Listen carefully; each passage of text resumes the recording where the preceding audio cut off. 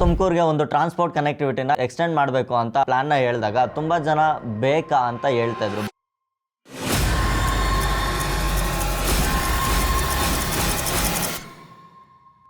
Already ಇರೋ ಕೆಲಸಗಳೇ ತುಂಬ pending ಇದಾವೆ. ಅದಷ್ಟರಲ್ಲೇ ಹೊಸ ಲೈನ್ಗೆ ಪ್ಲಾನ್ ಮಾಡ್ತಾ ಇದ್ದಾರೆ. ಅಂದರೆ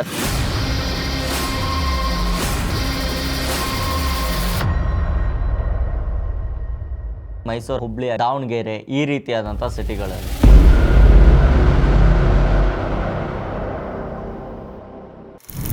BMRCL ಅವರು ಬೆಂಗಳೂರಲ್ಲಿ ಗ್ರೀನ್ ಲೈನ್ನ ಯೂಸ್ ಮಾಡೋರಿಗೆ ಒಂದು ಗುಡ್ ನ್ಯೂಸ್ ಕೊಡ್ತಾರೆ ಅಂತ ತುಂಬ ಜನ ಕಾಯ್ತಾ ಇದ್ರು. ಬಟ್ ಆದರೆ ಈ ಗುಡ್ ನ್ಯೂಸು ಡಬಲ್ ಆಗಿದೆ. ಯಾಕಂದರೆ ಗ್ರೀನ್ ಲೈನು ನಮಗೆ ಸ್ಟಾರ್ಟ್ ಆಗಿದ್ದು ಎಲ್ಚೇನಹಳ್ಳಿಯಿಂದ. ಇದನ್ನ ನಾವು ರಾಮನಗರದವರೆಗೂ ತಗೊಂಡು ಹೋಗ್ಬೇಕು ಅನ್ನೋ ಒಂದು ಮಾತಿದೆ. ಆಲ್ರೆಡಿ ಈ ಕಡೆ ಕನ್ಸ್ಟ್ರಕ್ಷನ್ ನಡೀತಾ ಇದೆ. ನಾನು ನೋಡಿರೋ ಮಟ್ಟಿಗೆ ನೈಸ್ ರೋಡ್ವರೆಗೂ ಇದು ಎಕ್ಸ್ಪೆಂಡ್ ಸಹ ಆಗಿದೆ. ಆದರೆ ಇವಾಗ ಗ್ರೀನ್ ಲೈನ್ ಲಾಸ್ಟ್ ಸ್ಟೇಷನ್ ಆಗಿರುವಂತ ಮಾಧವರದಿಂದ ತುಮಕೂರಿನ ಸಿರಾ ಗೇಟ್ಗೆ ಗ್ರೀನ್ ಲೈನ್ ನ ಎಕ್ಸ್ಪೆಂಡ್ ಮಾಡ್ತಾ ಇದ್ದಾರೆ. ಈ ಲೈನು ಟೋಟಲ್ 59.6 ಕಿಲೋಮೀಟರ್ ಹೊಂದಿದ್ದು ಇದರಲ್ಲಿ ನಮಗೆ ಟೋಟಲ್ 27 ಸ್ಟೇಷನ್ಗಳು ನೋಡೋದಕ್ಕೆ ಸಿಗುತ್ತೆ. ಅದಷ್ಟೇ ಅಲ್ಲದೆ ಫ್ಯೂಚರ್ ಅಲ್ಲಿ ಇನ್ನೂ 2 ಸ್ಟೇಷನ್ಗಳನ್ನ ಆಡ್ ಮಾಡೋ ಸಿಚುವೇಶನ್ ಕೂಡ ಇದರಲ್ಲಿ ಬರಬಹುದು. ಇದರಲ್ಲಿ ನಮಗೆ ಮಾಧವರದಿಂದ ನೆಲಮಂಗಲಕ್ಕೆ 1 ರಿಂದ 2 ಕಿಲೋಮೀಟರ್ ಸೆಂಟರ್ ಅಲ್ಲಿ ಒಂದೊಂದು ಸ್ಟೇಷನ್ ನ ಇಡ್ತಾರೆ. ಮತ್ತೆ ನೆಲಮಂಗಲದಿಂದ ತುಮಕೂರುವರೆಗೂ ನಮಗೆ 4 ರಿಂದ 5 ಕಿಲೋಮೀಟರ್ಗೆ ಒಂದು ಸ್ಟೇಷನ್ ಆದ್ರೆ ಸಿಗುತ್ತೆ. ಈ ಪ್ರಾಜೆಕ್ಟ್ಗೆ ಅಂತ 20,896 ಕೋಟಿ ರೂಪಾಯಿ ಎಸ್ಟಿಮೇಷನ್ ಆದ್ರೆ ಮಾಡಿದ್ದಾರೆ. ಬೇರೆ ಸಿಟಿಗಳಲ್ಲೂ ಮೆಟ್ರೋ ಕನೆಕ್ಟಿವಿಟಿನ ತಂದ್ರೆ ತುಂಬಾ ಒಳ್ಳೇದು. ಲೈಕ್ ಮೈಸೂರು ಆಗಿರ್ಬೋದು ಅಥವಾ ಹುಬ್ಳಿ ಆಗಿರ್ಬೋದು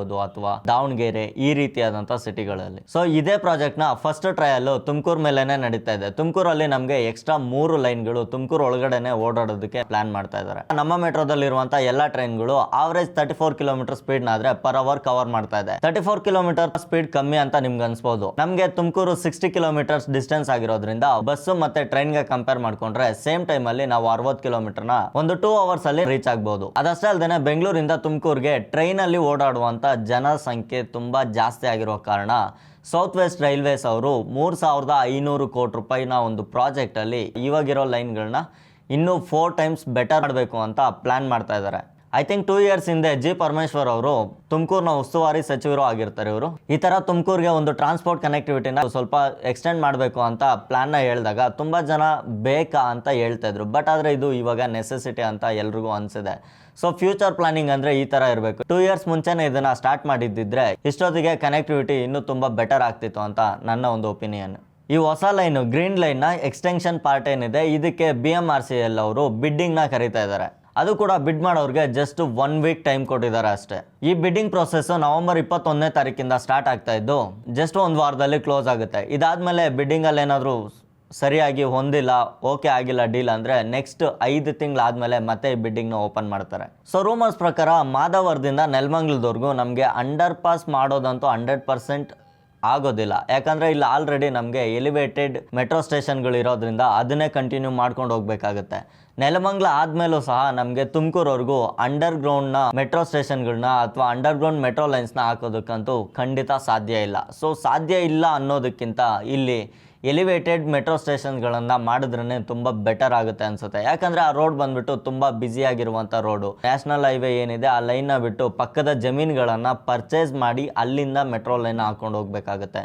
ಅದೇ ಎಲಿವೇಟೆಡ್ ಏನಾದರೂ ಪ್ಲ್ಯಾನ್ ಮಾಡಿದ್ರೆ ಆ ಹೈವೇ ಲೈನ್ ಇದೆಯಲ್ಲ ಅದೇ ಹೈವೇ ಲೈನ್ನ ಮೇಲೆ ಮೆಟ್ರೋನ ಬಿಲ್ಡ್ ಮಾಡೋದು ತುಂಬ ಈಸಿ ಆಗುತ್ತೆ ಅಂತ ನನ್ನ ಪರ್ಸನಲ್ ಒಪಿನಿಯನ್ ಆಗಿರುತ್ತೆ. ಈ ಲೈನ್ ಅನೌನ್ಸ್ ಮಾಡ್ತಿದ್ದಂಗೆ ನನ್ನ ಮೈಂಡಲ್ಲಿ ಬಂದಿದ್ದು ಒಂದೇ ಒಂದು ಕ್ವಶನ್ ಏನಂದರೆ ಆಲ್ರೆಡಿ ಇರೋ ಕೆಲಸಗಳೇ ತುಂಬ ಪೆಂಡಿಂಗ್ ಇದ್ದಾವೆ. ಸೊ ಇದನ್ನೇ ಇನ್ನೂ ಕಂಪ್ಲೀಟ್ ಮಾಡಿಲ್ಲ. ಅದಷ್ಟರಲ್ಲೇ ಹೊಸ ಲೈನ್ಗೆ ಪ್ಲಾನ್ ಮಾಡ್ತಾ ಇದ್ದಾರೆ ಅಂದರೆ ಮೇ ಬಿ ಇದು 2035ಗೆ ಫಿನಿಶ್ ಆಗೋದು ಅಂತ ನನ್ನ ಅಭಿಪ್ರಾಯ.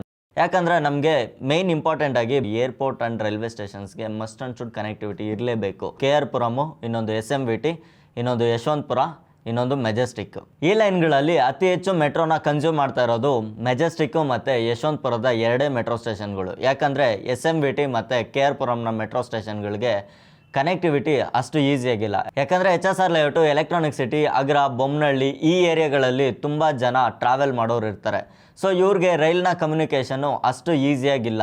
ನಾವು ಸಿಟಿಯಿಂದ ಹೋಗ್ತೀವಿ ಅಂತಂದ್ರೂ ಮೆಜೆಸ್ಟಿಕ್ಕು ತುಂಬ ಹತ್ತಿರ ಇದ್ರೂ ಸಹ ಟ್ರಾಫಿಕ್ನ ಸಮಸ್ಯೆಯಿಂದ ಅವರು ಆ ಕಡೆ ಹೋಗೋದನ್ನು ಅವಾಯ್ಡ್ ಮಾಡಬೇಕಾಗುತ್ತೆ. ಅದಕ್ಕೋಸ್ಕರ ಔಟರ್ ರಿಂಗ್ ರೋಡ್ನ ಯೂಸ್ ಮಾಡಿಕೊಂಡು ಇವರು ಮೆಜೆಸ್ಟಿಕ್ ಆಗಲಿ ಯಶವಂತಪುರಕ್ಕಾಗಲಿ ಕನೆಕ್ಟಿವಿಟಿ ತೊಗೊಬೇಕಂದ್ರೆ ಸ್ವಲ್ಪ ಲಾಂಗ್ ಡಿಸ್ಟೆನ್ಸ್ ಆಗುತ್ತೆ. ಇದಕ್ಕೆ ಮಿಡಲಲ್ಲಿ ನಮಗೆ KR ಪುರಂನ ಮೆಟ್ರೋ ಸ್ಟೇಷನ್ ಆದರೆ ಅವೈಲೇಬಲ್ ಇದೆ. ಬೆಂಗಳೂರಲ್ಲಿ ದೊಡ್ಡ IT ಹಬ್ ಅಂತಂದರೆ ಎಲ್ರಿಗೂ ಗೊತ್ತಾಗದೆ ಮಾನ್ಯತಾ ಟೆಕ್ ಪಾರ್ಕು, ಹೆಬ್ಬಾಳ. ಸೊ ಈ ಹೆಬ್ಬಾಳಕ್ಕೆ ಇದುವರೆಗೂ ಯಾವುದೇ ರೀತಿ ಮೆಟ್ರೋ ಆದರೆ ಕನೆಕ್ಟಿವಿಟಿ ಇನ್ನೂ ರೆಡಿ ಆಗಿಲ್ಲ. ಏರ್ಪೋರ್ಟ್ಗೆ ಅಂತ ಮೆಟ್ರೋ ರೆಡಿ ಮಾಡ್ತಾ ಇದ್ದಾರೆ. ಸೊ ಅದಿನ್ನೂ ಯಾವಾಗ ಚಾಲನೆಗೆ ಬರುತ್ತೋ ಗೊತ್ತಿಲ್ಲ.